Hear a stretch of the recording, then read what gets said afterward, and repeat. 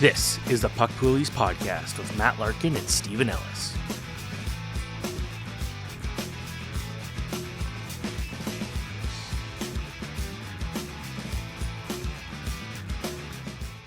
Hello, everybody. Welcome to the latest episode of PUCK POOLIES. It's Matt Larkin here, as always, with my friend Stephen Ellis, ready to talk some fantasy hockey.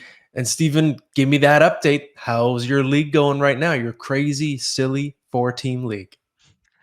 Well, last week I said I lost, and this week I can say the same. It's my first 2-week losing streak.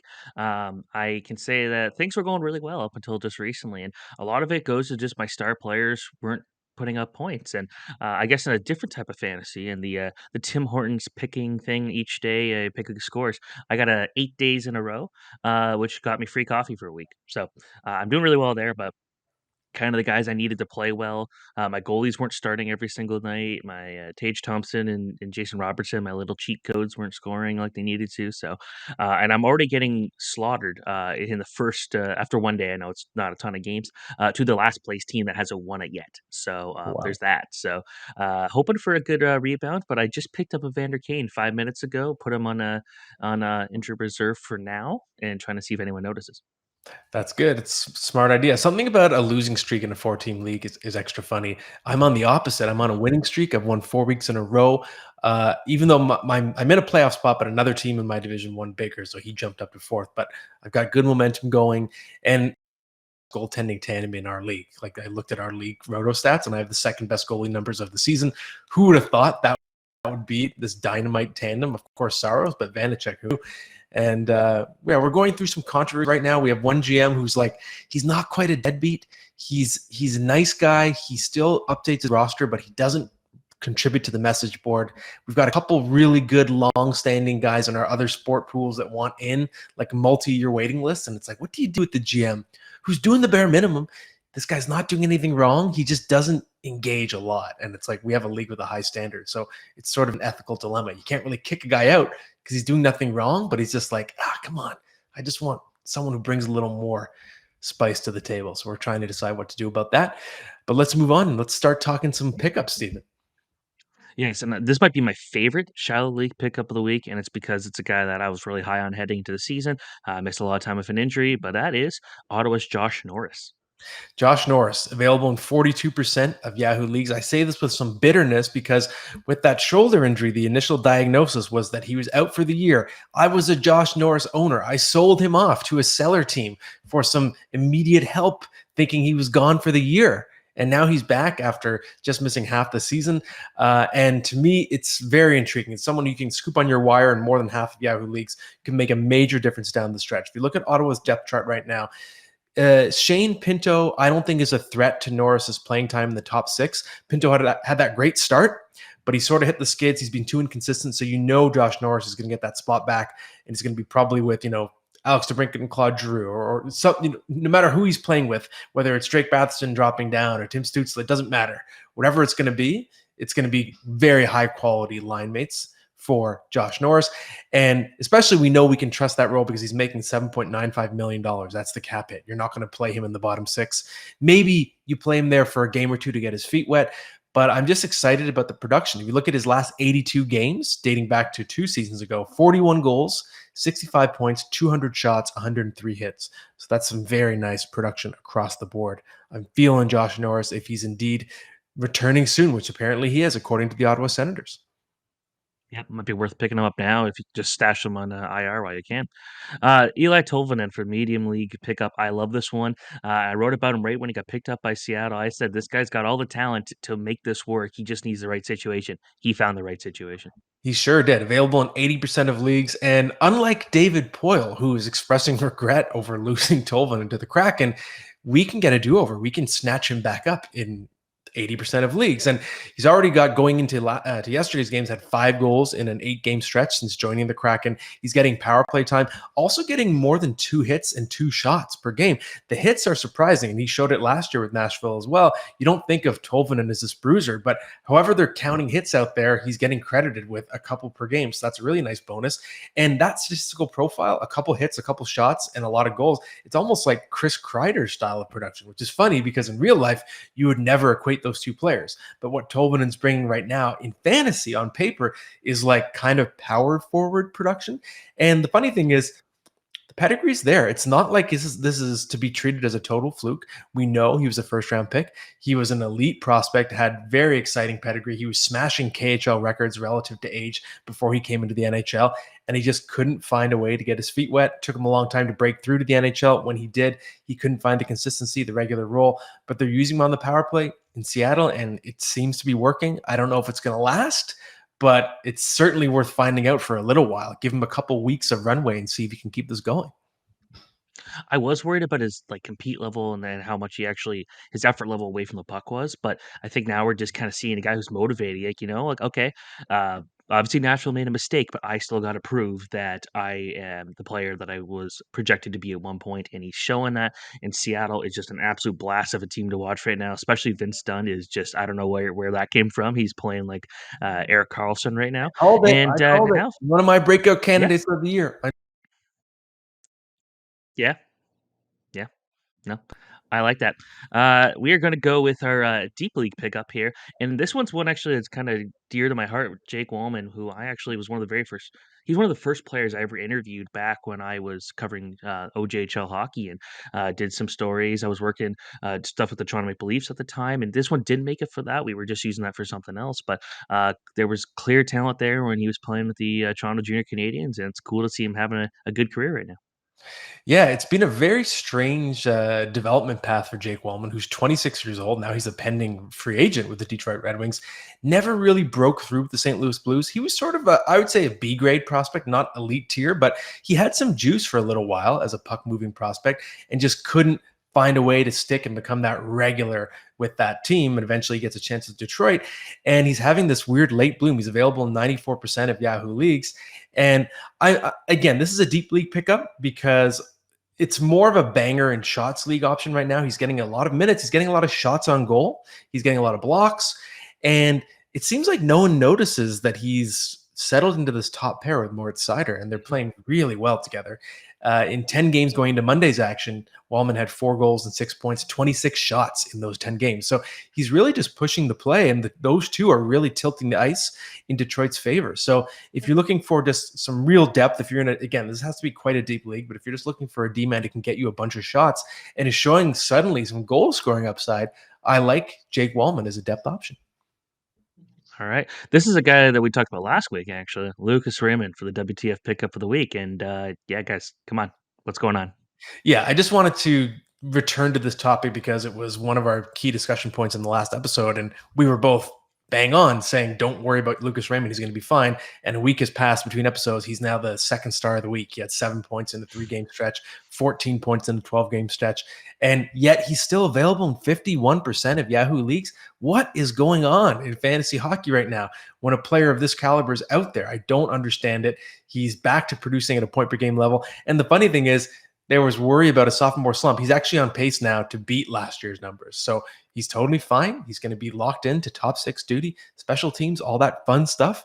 And he's producing. So go get him, not just in a deep league, not just in a medium league, at worst, even in a shallow league. He can be on your bench and you can rotate him in when the matchup is good, something like that. But his ownership should be at 90%, not 51. I agree. This one is one that matters a lot in my league, given we have 4 teams in my main league. But knowing your opponent's team just as well as you know your own, I think, is extremely important. Trying to also just think of the matchups you're going against, how you want to play against that, and things like that. Yeah, that's my tip of the week. And it applies for 2 different reasons. For one, if you're just in a head-to-head league, it's always good at the beginning of the week or the day before your match starts, especially if you have transactions you have to make in advance. Just examine your opponent's roster, look at where they're strong, know it well, know what categories you might need to top up. So I did it this week. I looked at my opponent. He's really weak in offense. He's really strong in the banger category. So I'm like, okay, I know I have enough offense that I'm going to beat him easily, but I studied the roster and I realized, okay, I really got to add some hits and shots. So I made, with the sort of lower end of my roster, the guys that are just the depth, I dropped a couple guys, cycled in a bunch of bangers, hitters, blockers, that kind of stuff. The other reason I think this is even more important, the other reason why it's important to understand your opponent's roster is in trades. Because if you just think of what you want, and let's say you're trying to trade a goalie, you offer him to somebody, that guy, whoever that GM is, has Connor Hellebuck and Ilya Sorokin. It's like, well, why are you offering me a goalie? Get out of here. You don't like, why would I want this? And that can turn off the negotiation, turn off the other team. So if you understand exactly what they have, what they're missing, it can make trade talks go a lot better. You can say, oh, look, I noticed you don't have many goal scorers on your team. You have nobody even on pace for 40 goals. I have a goal scorer for you if you're willing to help me in this category with this type of position, whatever it is. I live with one of the guys that I make trades with, and it's something where I can't give too many secrets away because he'll hear me doing this show and he'll hear me doing all this and preparing for the show, and it's like I also just can't give away too many secrets. And this is a guy that's now beat me 2 of the 3 times, so I could say that he's paying attention. Mhm. And you're going to want to pay attention to our special guest of the week. If you're a fantasy hockey player, if you're an analytics player or follower, if you are just a hockey fan in general who likes to read about the sport, he's one of the most prominent people in the sport today. Someone who his models, his work is used by everyone. It's used by fans, it's used by fantasy players, used by journalists to help their own work. And he's someone we've known for a long time, used to work with me, Steven, at the Hockey News as well. It's Dom Luszczyszyn from The Athletic, and he's coming on next. Okay, next up, I'm very excited to welcome to the show someone I worked with back at the Hockey News. I like to try and take credit for his rise because I saw what he had. He was into this analytics movement before anyone else recognized it. It's my pal. It's someone whose last name I never actually say out loud, so let's see if I butcher it. But welcome to the show from The Athletic, national NHL writer Dom Luszczyszyn. Dommy, did I get it right, my friend? It was a little better backstage. I'm going to give you 6.8 there. Okay. Above average, on the right track. Just there's no confidence in it. That's what I felt. I felt that there was no confidence in saying it. You can feel that you weren't quite sure and you just wanted to get through the syllables that I sent you. Yeah, you're right. You nailed it. You cut to the core of me. I think that's a bang on analysis, but at least I didn't say loose chicken. So I've evolved. Okay. I'm trying to work with you on this one. And Dom, it's a pleasure to have you on today. And I wanted to start by tapping into one of the most common troll refrains, which is never played the game. If you ever played a game of hockey in your life, you know, the whole it's the well that every troll goes through if they're going after someone whose primary bent is analytics. So I want to give you a chance to set the record straight and tell listeners about your on ice hockey experience. Have you played the game? What level did you play at? What position did you play? Yeah, I played the game pretty much my entire life. I think I started with skating when I was 3 or 4, and I played organized hockey when I was 5 or 6. One of my favorite retorts to someone saying you ever played the game was me just quote tweeting with a video of me Michiganing and lifting the puck in the air and just batting it out of the air, because I randomly just did that in a pond one time, I think during COVID times, and posted on Instagram. And I had it ready, and someone posted that or sent that to me, and I'm like, you know what? Gotta do this, because it's not the hardest thing in the world to do, but it is something where if you see it, you're like, hey, this person obviously played some higher level of hockey or whatever. So I played pretty much hockey my entire life. I was always the smallest kid on the team. So back in my day, which feels really old to say, there was hitting, and that was my biggest, I guess, thing holding me back from going higher, because I was always smallest, didn't really know how to take a hit well. And I think the year where I was, ready to blossom, maybe move up to AA, I got hit from behind, broke my funny bone, and was out for like the first two or 3 months, and stalled my development. And I just stayed in A for pretty much my whole life, and was a pretty good player there, big fish in a small pond type of deal, where if I went to AA, I'd probably be one of the worst players there. But yeah, I would say I'm above average, pretty good. I played right wing. I shot left though, so I had the stick on the inside, like the way Ovi did it, where it was all offense, no defense, just always focusing on, I guess, having that shot on the inside. Okay, so there you have it. Everyone who wants to know, Dom, he worked in the pits. He even broke his funny bone. Okay, he was out having a rip there, bud. Okay, he can do the Canadian way. He's not just a spreadsheet guy. Okay, so he set the record straight. So Dom, you're kind of one of the first writers to bring analytics into the mainstream. Do you have like a primary influence that kind of put you on that path? Yeah, there were a few, I think around the early 2010s, I think that's when analytics was first gaining traction, and I grew up a Leaf fan, and I think that was like the hotbed for a lot of the analytics movement. If you have a very bad team to watch, you always wonder why that is. And so the Leafs and the Oilers were big deals in that refrain. And the Leafs, especially, it's because they generally had a good record, but looked like garbage every night. They looked like complete frauds. And so I got into analytics that way because I'd watch and I'd be like, this makes no sense. So I followed a lot of pension plan puppets at Felix Potvin at MLSC, and then they would retweet a lot of stuff by Tyler Dello, Eric Tulsky, and those two were, I guess, the main influences for me in terms of where I am today. I would always read everything they wrote and sort of go from there. And I think in terms of analytics background, that's where it started. I think in terms of writing, I've always admired Elliot Friedman. I think 32 Thoughts, all the way back from when it was 30 Thoughts, is one of the favorite pieces in the world. And I've told him that as well, that was a primary influence for my writing, because the way he writes, I think it always makes everything interesting and easy to understand. And I think he always tried to incorporate analytics into what he was doing as well, and get some nuggets in there for the mainstream fan who wasn't as familiar with it, and I always appreciated that and the way he did it. So I think those would be my biggest influences for sure. Very well said. One thing I'm curious about, and I've written about this at length as well, is just the long-standing tension between the old school and the new school. You can call it the boomers, the dinosaurs, and the kids, whatever you want to call it. But there seems to be this never-ending battle between the eye test and analytics, and it seems crazy to me we're still talking about it. I don't know if it's really just happening or if it's just every Edmonton sports writer versus analytics, but you still see the tension out there all the time. So what do you think, Dom, is the biggest misconception, if you're speaking to the old guard, in terms of what's the disconnect in terms of understanding how analytics can be helpful?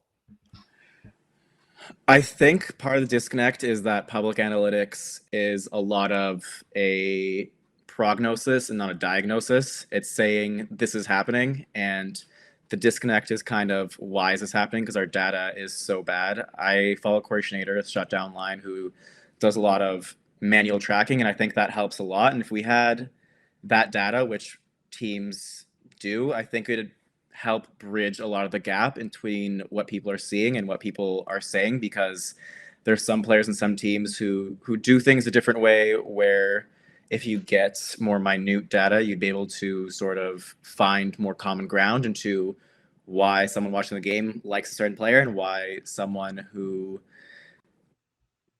I'm not going to say doesn't watch the game, but like looks at data more in depth, is seeing certain things as well. So if you talk to anyone on any team, they will say that you need both facets. You're never going to gut a scouting department just for analytics. You're never going to not use analytics. You got to use both and find a middle ground. That's what teams do. And I think most people in the media are seeing that. They're getting there. They're seeing the value in both. But I think because public data is not as strong as what I guess teams have, it's sometimes a bit harder, where you get battleground players or teams where someone like Seth Jones, for example, has not the best results in Columbus, doesn't have the results of a typical number one defenseman, but everyone who watches him saying that's a guy who is an elite guy. And then he gets to Chicago, and I think it's really interesting that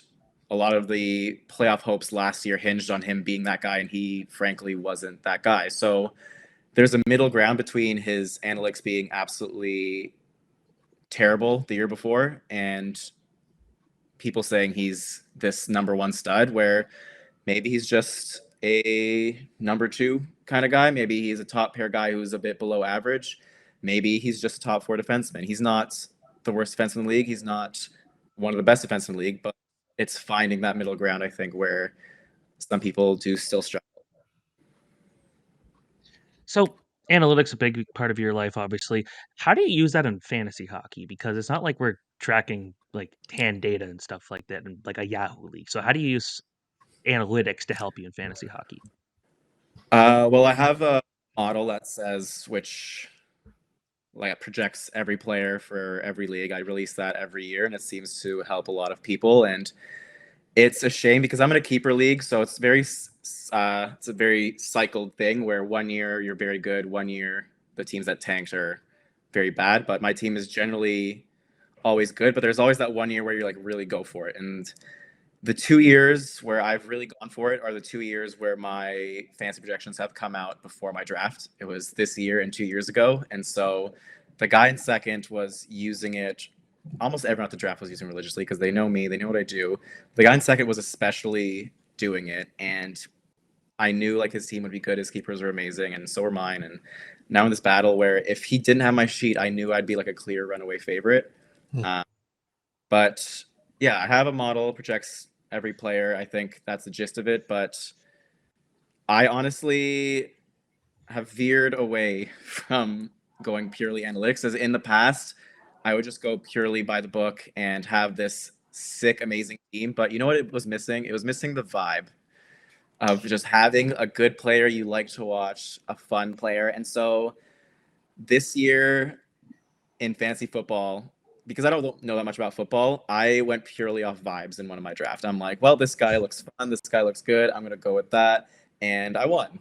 And so in hockey, I employ the same strategy where I was going by my list, but because there's always a margin of error and some players are like in the same realm, if you're picking between two guys or splitting hairs, go with the guy you like more. Go with the guy who has better vibes. And so I trusted my gut and went with a few players in that vein. I reached a bit more than I would have in the past, and it served me well. I know I reached for Jesper Bratt pretty early, and a lot of people were mad about that, and that worked out really well. And then when he got hot, I traded him for Charlie McAvoy after picking up Lindholm early, and then traded Lindholm for a pick. So I ended up with McAvoy and a pick for Bratt, basically. And now that Bratt's cooled down, that worked out pretty well in my favor. But it doesn't always go well because I remember my sheets staring me dead in the face, like, pick Erik Karlsson. I'm like, I don't want to. I don't want to do that. I don't trust him. Don't trust his injuries. Don't trust that he's old. Don't trust his team. And they called me out on it. And they're like, I know you're taking a long time to pick because you don't want to pick Erik Karlsson. And you're like, you're absolutely right. I don't. And Erik Karlsson lasted a bit because everyone in my pool knew I didn't want him. They're like, oh, if Tom doesn't want him, I don't want him. And that was one of the biggest mistakes of my life, apparently, because he's just unreal. So sometimes you got to go by the book. Sometimes you got to go by your gut. Just follow your heart. Somewhere in the middle between the brain and the gut is your heart. Got to go with that. Okay, that's I may have to use this because I have the same problem, Dom, where in my league everyone prints my rankings and my players go off in a row, boom, boom, boom, boom, boom. Everyone's tripping me like, screw you, Larkin. We have all your information. So I've even thought about tanking, but like I can't tank my own job and like deliberately write bad rankings just before my draft, and then I'll correct them after. But I can't do that, so maybe I have to try the vibe-based idea because I got vibed on Tage Thompson. I was about to pick him and my dad got him instead, and same thing happened. So I feel it. I'm curious. So it's a good transition because you mentioned your model. Who is a player that just breaks the model for you right now in terms of nothing can explain why he's effective in fantasy because your projections don't say he's going to be, but yet he just is somehow? It is often guys who break out quickly and out of nowhere. I remember someone in my league, former roommate, Lexi Allison, fantastic girl. She's a team with my best friend, Sam, and they kept Tage Thompson. And I'm like, why are you doing that? Like, he's probably going to regress. Like, he came out of nowhere, all this stuff. And they had the vibe. And I was so wrong about Thompson regressing. I think a lot of analytics people would have said the same thing based on his season last year, and he's been so good this year. And my model struggles with those guys who take huge leaps. I think I had Jack Hughes rated pretty low going to the year as well. So those big breakouts where, especially if their prior before the breakout was really low, which Hughes, I think he was like a 40-point player or whatever. Thompson was like at 30 or whatever.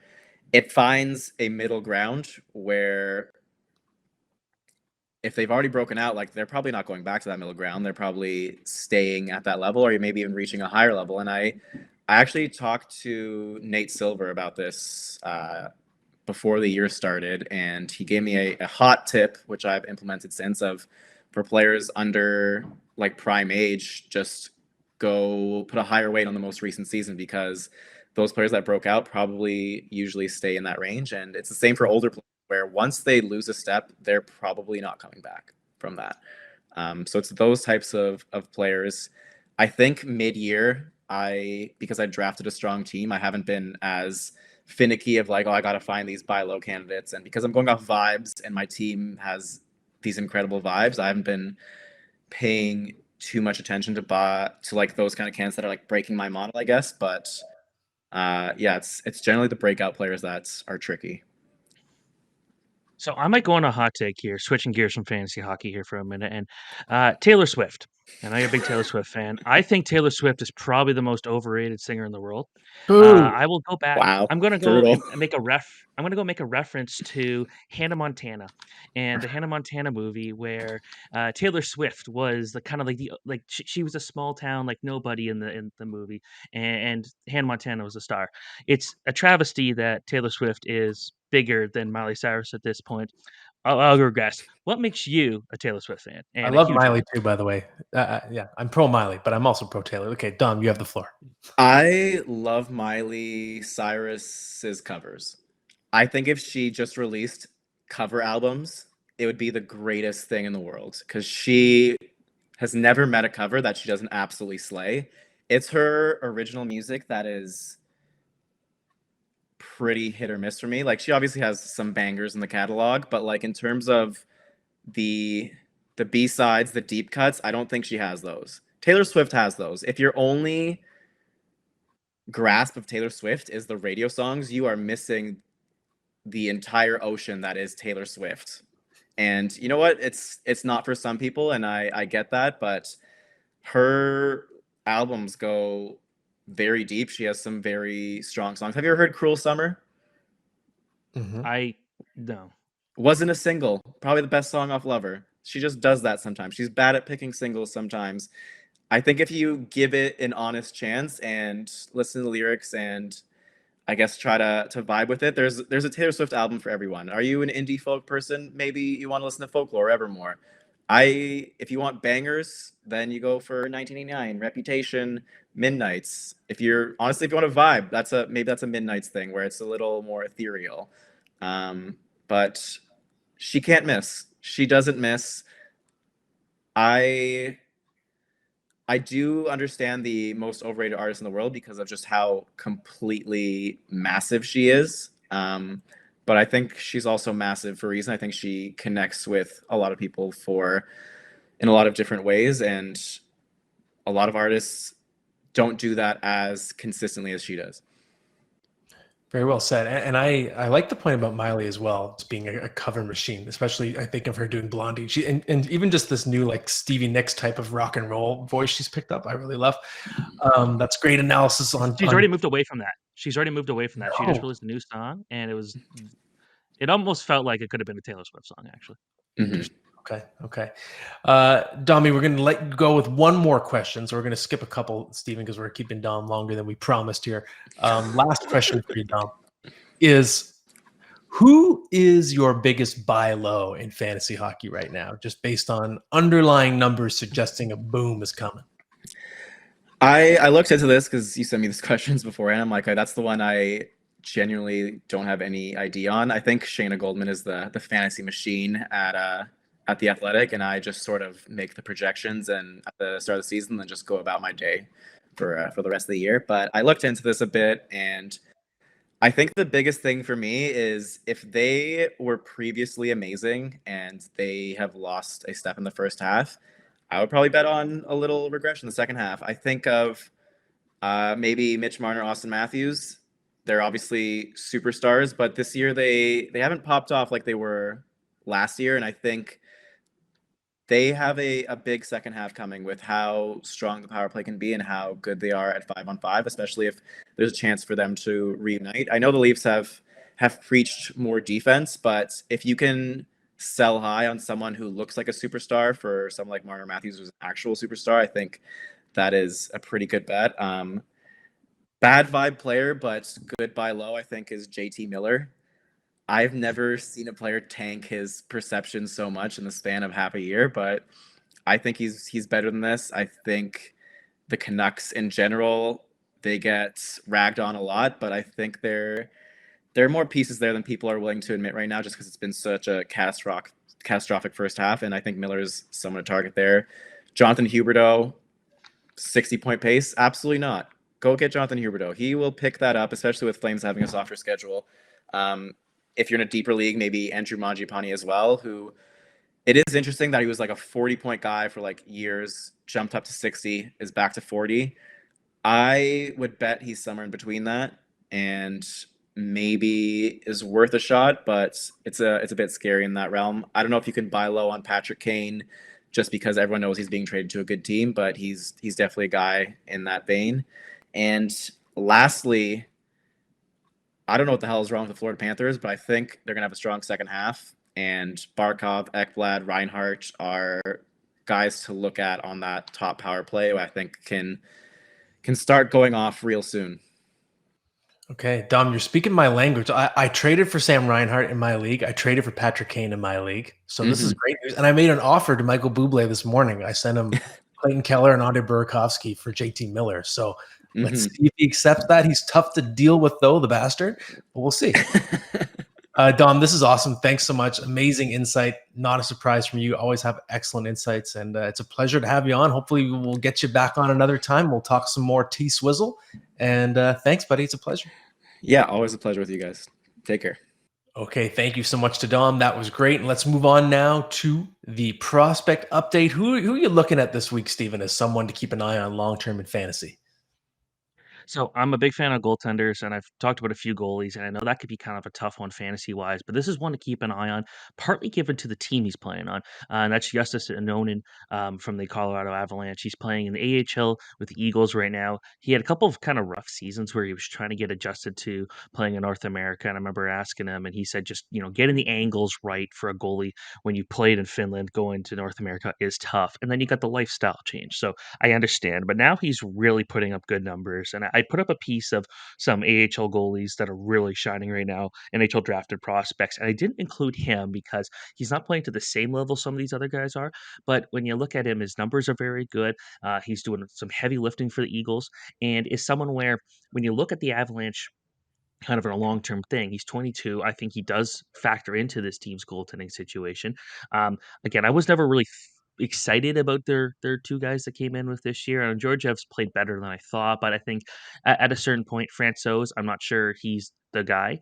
And I think that you can give a Noonan maybe even next year or the year after. You give him a shot to be the backup. I think before long he's challenging for the starting role. And you know what Colorado's going to do. You know they're in it for the long run here. Yeah, it's a step back this year compared to last year. A lot of that has to do with injuries, but of course, not having Kadri, not having some other key players in that lineup definitely hurts. But if the Avalanche are going to stay in contention, I think this is someone who before long could be challenging for the number one role, and I think it's worth keeping an eye on him in a keeper league right now. Yeah, absolutely. That's a pretty juicy position to be in, and just in terms of the fantasy environment. And if you're not a believer in Georgiev, who's I think is starting to break down a little bit with that workload reaching its highest point of his career, that's an interesting player to speculate on. Also, an amazing name. Stephen, we're going to move on now to the best bets presented by PROLINE Plus. And a little word from our sponsor, of course, PROLINE Plus. First, it's not just another sportsbook, being the only sportsbook that gives 100% of the profits back to Ontario. PROLINE has been your local trusted sportsbook for over 30 years, now offering Ontario sports fans more ways to play in-store, online, or take the game on the go with the PROLINE app. With your favorite sports and events right at your fingertips, download the PROLINE app and bet in-app with PROLINE Plus today, or head over to prolineplus.ca to learn more. So, Stephen, what I'm looking at for my bet, it's a Wednesday night game. At the time of recording this podcast, the official over is not listed yet, the over-under. But I don't care what it is. I'm betting it no matter what. By the time you're listening to this episode, it'll probably be posted, everybody. And I just love the over on the Lightning Canucks game Wednesday night. The Canucks are just a train wreck right now. This is fire wagon hockey. We saw the presser from Jim Rutherford. It was all over the place. They don't know who their coach is going to be in a couple weeks. It's absolute turmoil. And if you look at the goal totals in Vancouver's last 7 games, 8, 6, 11, 9, 9, 7, 7. Now you have the Lightning coming to town. I know it's possible the Lightning keep the Canucks off the board, but I think they're going to get home. Whatever that over-under is, I don't care. I'm betting the over no matter what. I think it's going to be a strong bet just because the Canucks, they're high event hockey right now. So I think you should follow me if you're making a bet for that game tomorrow. All right, I like that one. I guess time to go for some questions, right? I think you're right. Let's do it. All right, this question comes from Hamilton. I'm assuming the entire city of Hamilton. What do you think about Jonathan Huberdeau's long-term future in Calgary? A step down for sure this year. Is this a one-time thing as he gets comfortable in a new system, or are you worried? And I think it is fair to say it's not uncommon for star players to go to a new team and not click. Johnny Gaudreau is doing everything he possibly can in Columbus, but his numbers are drastically different from last year. What are your thoughts here? Yeah, and I did talk to Huberdeau in the summer about the trade, and there was clearly some trepidation there. He's someone whose roots were really ingrained in Florida because it was a family vacation spot. He spent his Christmases there. So it wasn't just being a Panther, it was his entire life. Florida mattered a lot to him. It felt like home. So it is a big change that he didn't see coming. It was a blindside when it happened. And I remember him saying to me, I don't know what it's, because I said, what it's going to be like, what's it going to be like going to this media heavy market? It's going to be a big change. And he said, I won't know it until I live it. So yes, I do think there have been signs of him pressing. Also, the fit with Daryl Sutter is a little scary. He's a hard coach to play for. Huberdeau's ice time is down like almost 2.5 minutes per game. So there's a little worry about the trust. On the other hand, it's just also age, right? Huberdeau's 29 and he had a career year at 28. So any decline after that high water mark of last season was inevitable. It's just the nature of aging. He should be exiting his prime now. So I don't think we're going to see him reach the pinnacle of last year ever again. And I think the environment change hasn't helped as well. That said, I don't think he's done being a useful fantasy player. Going into Monday's games, he had, I think it was 21 points in his past 23 games. So he's showing signs of life. He's still an extremely talented player. He's going to keep building that chemistry. And I think for the foreseeable future, so let's say for the rest of this season and the next couple seasons, he can be a point per game player. He can be an 80-point player still. So that's still very useful in fantasy. I just don't think he's going to be a 115-point guy ever again. Yeah, that was fun while it lasted, but I don't think he's going to hit that again. This one comes from JRob21 fan. Who do you like more longer term, Jason Robertson or Tage Thompson? He's trying to get the draft picks for his keeper league, but he wants to keep the best player. That's an awesome question because these two players have been just two of the most exciting stories in the NHL this year. Both sort of breaking through. I got them both. That's amazing. Yeah, breaking through into superstardom. And also their production is so similar. They're both like flirting with 60-goal pace, flirting with 150, 120-point pace. So it's a hard decision. I lean toward Jason Robertson because if you're looking to break a tie between two players producing so similarly, Robertson's 2 years younger. So that's important for a keeper league because it means that Robertson – it's possible he has not peaked yet, which is terrifying. He's 23. Tage Thompson's 25. So I have to assume what's happening with Thompson this year is a peak. But Robertson theoretically could still have one more tiny uptick just based on age, which is crazy to think about. I also think Robertson's development has been a bit more of a straight line. He's just been good at every stage of his career, and he's slowly ascended to what he is, whereas Tage Thompson obviously hit the skids as a prospect when he first broke into the league and then exploded. So I just think Robertson feels a little bit safer. I do love both. I think if you're doing a redraft right now, they're both first-round picks in most fantasy leagues, right? And I think as keepers, they're both top 10 players, but I lean slightly toward Jason Robertson. Now, counterpoint, what if do you think that maybe because Buffalo's got a pretty promising future, they got some good prospects, that he might be able to sustain it a little longer and maybe Dallas falls backwards? Is there any concern there? I would have thought that a year ago, but Dallas is starting to replenish as well. I think it looks, the Stars look rejuvenated. You've got guys like Wyatt Johnson, Logan Stankoven eventually. So I think their farm system is on the uptick again as well. Mm-hmm. So I actually think Dallas, even though, yes, you have Tyler Seguin and Jamie Benn aging out, Joe Pavelski eventually is going to have to lose the battle to Father Time. But you're seeing a replenishment, a new wave coming in behind Maverick Bourque as well. So I think I'm feeling okay now about Dallas's future. I don't think their window is actually closing anymore. And Dallas also has something Buffalo doesn't have, which is arguably a top 5 goaltender in the NHL. So there's that. Mm-hmm. Next question comes from Richard Roxanne. Is there a good way to make fantasy or defensemen more valuable in fantasy? It feels like they're always an afterthought. Yeah, it's a good question because I always like a league where every player matches his real value. So in I play in a fantasy football league and we our super flex, we give lots of points to quarterbacks. So then like the most valuable player in our fantasy football league was Patrick Mahomes, which that's what it should be. He was the most valuable player in the NFL this year. And whereas in a standard NFL league, you have usually starting one quarterback and it totally devalues the position. So I love the idea of trying to make a Victor Hedman or Cale Makar worth a ton. The easiest way in terms of just what a standard league allows you to do, of course, you want to activate hits and blocks as categories for sure, because defensemen just tend to accumulate those easier than forwards do for the most part, especially blocks.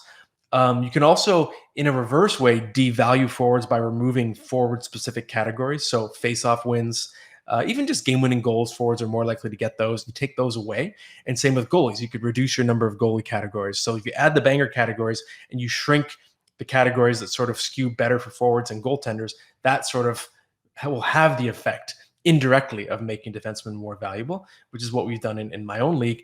And then it depends on what your league allows in terms of custom settings. If you have a total, completely malleable setup, you could do something like give defensemen more points for goals, more points, 1.25 for a goal, 1.25 for a point. That would be the easiest way to increase their value. I just don't know how many leagues allow you to do that. But hey, if you have a super custom setup, then go for it. I'm actually missing the name of this next question. If you have it, let me know. Yeah. But it's I deleted it by accident. I was trying to edit the formatting and I actually lost it. But most points the rest of the way: Evgeny Kuznetsov, Brandon Hagel, or Tyler Toffoli. Yeah, so this question's from Javier Jose. So thank you, Javier. It's interesting because if you're looking at a multi-cat fantasy league, you could argue that Kuznetsov is the least valuable of the three right now because you're getting better goal production from Toffoli and Hagel and just other categories in general. But if you think of it based on this question, which is pure points, Toffoli's more of a goal scorer, and Hagel's having this huge breakout, but that's just to reach the level that is Kuznetsov's floor. Like Kuznetsov, he's got, what does he have? 36 points last I looked, and he's not having a great year, and that's the same, almost the same total that Hagel has in his breakout. So it gives you perspective that Kuznetsov, his worst production points-wise is almost the best production for the other two. So I'd say Kuznetsov, who has a 60-point floor in a bad year, is still your better bet for points. All right, that's it for the questions. And we're going to go to starting lineup, and it's your turn this time. And this is one that when I sent it to you, you said this one was going to be a tougher one. So, Matt, name your 6 most overrated actors. Okay, I thought about this one, and I'm going to include actors and actresses because just in the modern times, we usually just call them all actor, whether instead of splitting it up by gender, the way the awards circuits do. So number 6, Margot Robbie. Love Margot Robbie. It hurts me to say this.